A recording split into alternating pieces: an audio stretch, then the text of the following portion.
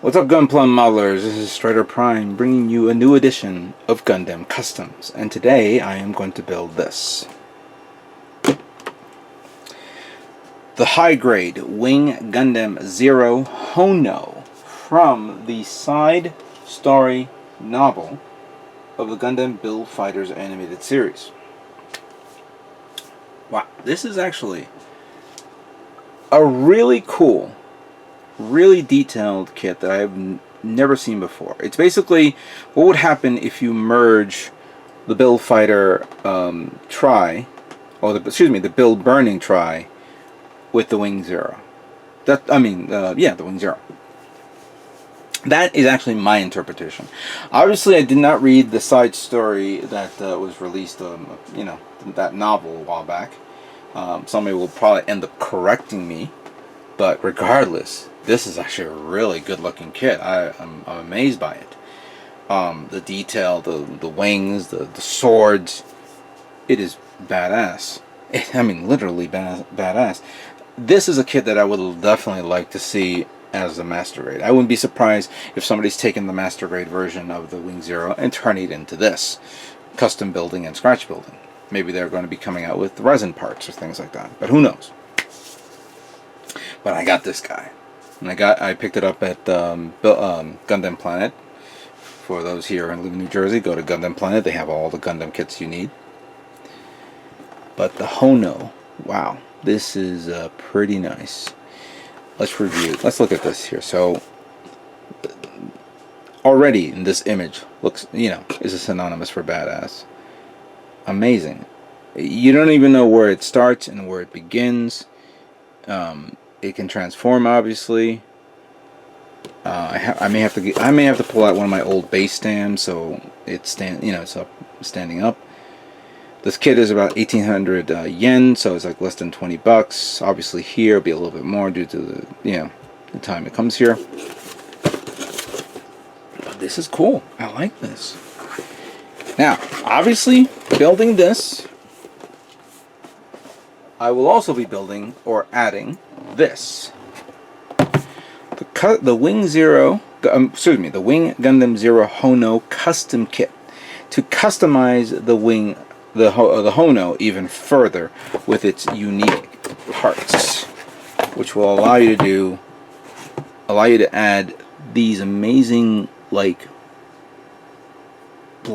It comes with these little thingies here, which I'm surprised. Looking at this, you only get a set of 3, only one set of 3. You have a sword, and then you have the 2 long swords, which you can only have one long sword. No, hold on. Let's rephrase that. So you have the sword with the flippy thingies, with the whatever. You have the small little blade. You have this long little blade. You have some sort of a backpack attachment. You have extra hands to hold it, which is cool. And you have a new head. Then over here, I believe you can actually merge these two together to form one big sword, which is cool as well.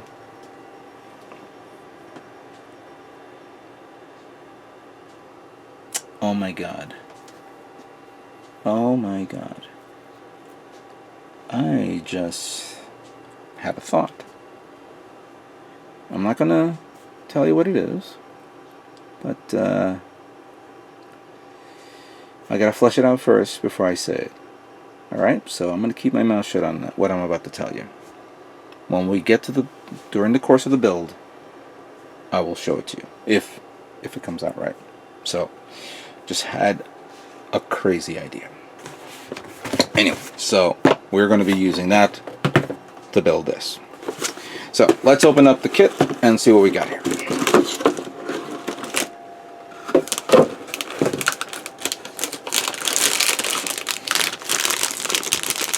Now it is a small. It looks big, but the reason why it's big is because of how wide and so much stuff that's going on here. Here are the red parts. And I see some stickers, which we will be throwing away soon. Some of the charcoal parts and the beam rifle. You get two beam rifles because it's pretty much the Wing Zero. Thruster. Wow, a lot of thrusters. Parts to make the legs and the arms, whatever. And then we have the white parts here. Here's, I believe, the legs, the waist, the shield, 2 beam effect parts, which I don't know if we're going to be using. Then we have more red parts to supplement that, plus some extra added parts here.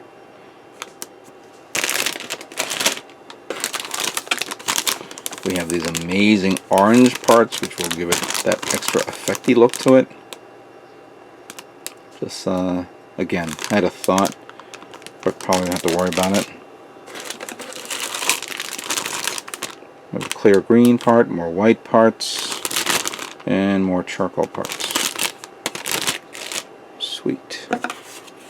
Then we have some sort of little pamphlet thing. The Art of Gundam. Probably something that's going on in Japan that we missed. And then we have the manual, and of course the talk about the clad witch. I mean, excuse me, the custom parts.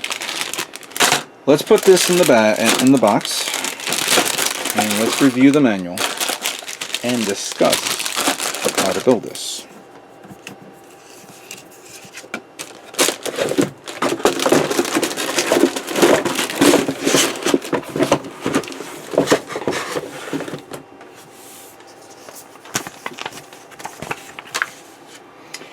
Just give me a second while I adjust the camera. Okay, so here is the pamphlet that I guess was advertised in the May issue of Hobby Japan, which came with the Honoo custom parts. I already did a review of the magazine a video ago. Pretty much what the sword and the weaponry would look like, especially if you have to paint it. And it's a different head, though, to give you an idea. That is actually, you know, obviously I like to use that head. How different in this kit will be with the changing of the head, I guess when I build this, I'm gonna make sure I paint both heads so I can switch it on the fly. But yeah, I definitely want to try these. And here's a close-up shot of the kit, and obviously some other custom builds and ideas that people have done with this. So yeah, this is going to be really nice. Now then, the main character from the novel, presenting the Honoo. This should have been in this series. I don't know why, but it should have. And we'll start from the parts page.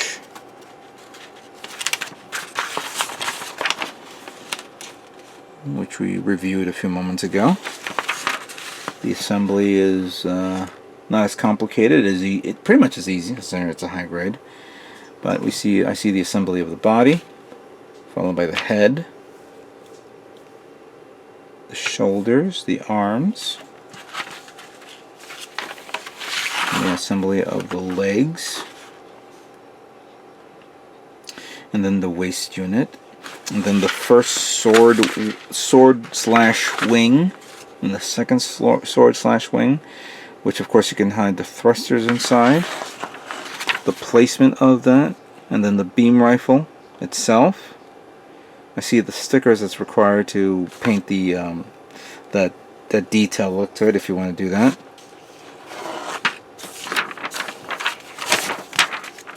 And then of course how to, you know, put the weapons on the figure, how to transform it into bird mode, which just looks like that. Or excuse me, not bird mode, flight mode. And that's pretty much it. From here, you see the kit finally done, and of course the paint guide, and you know what paints to want to use and things like that. And then of course the announcements of other kits as well. That's listed here. Sweet, right? But we're not just going to build this. We are going to paint it. Let's talk about it. With my previous build of the Perfect Grade Unicorn Gundam, I was pretty much set my sights on the fact that I really am sick and tired of painting white. I was all whited out. But obviously that's not going to be the case with this kit, because I'm not planning to paint it any other color but white. It's just a perfect combination. It's just how I'm going to do it is the question, is the most logical question. I will definitely going to be attempting, some pre-shading on this using my gloss black base as the catalyst to the pre-shading. I've always been using this almost all the time. However, I did like how the pre-shading of the red on the Perfect Grade Unicorn Gundam came out. So I'm thinking, why not do red? Why not pre-shade red on this? It's considering that it's so reddish. I mean, everything from the bottom down, from the waist down, and then the arms, and then the wings. Well, not that wings, but from here, pretty much shows all white, and then you have the extra layer of red on on the outside. But wouldn't it be cool if it's all has that little hint of red in there, like it's almost on fire? It's an idea. It doesn't have to be super obvious, like I did with the Perfect Grade. And with this one, it shouldn't be even a problem. So I'm thinking of doing that.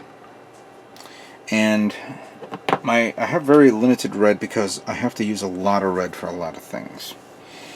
First up, I have this red, which is metallic red, which I could use as a catalyst for the pre-shading. Reason why I'm showing this off is because the only other red that I have is this one, which is RML2 red. I believe I have enough in here, but I need this for the remaining part of the kit. So hopefully, if I don't have enough for the, I can always use this. I mean, pre-shading the red trim, you don't need that much red, per quantity. So I can use the metallic red as a background. Another idea to use, of course, is using orange. Orange can also work. I have a lot here. But the reason why I have this orange here is also I want to try a pre-shading design using orange and yellow, orange and red. So the red would be the darker tone, while the orange would become a lighter tone. I kind of discovered that when I was making the Gemellis warships, in which case, and of course pre-shading other kits in the past when I was doing that mixture. I think this would be a good idea to mix that two-tone color on the red parts using these two guys.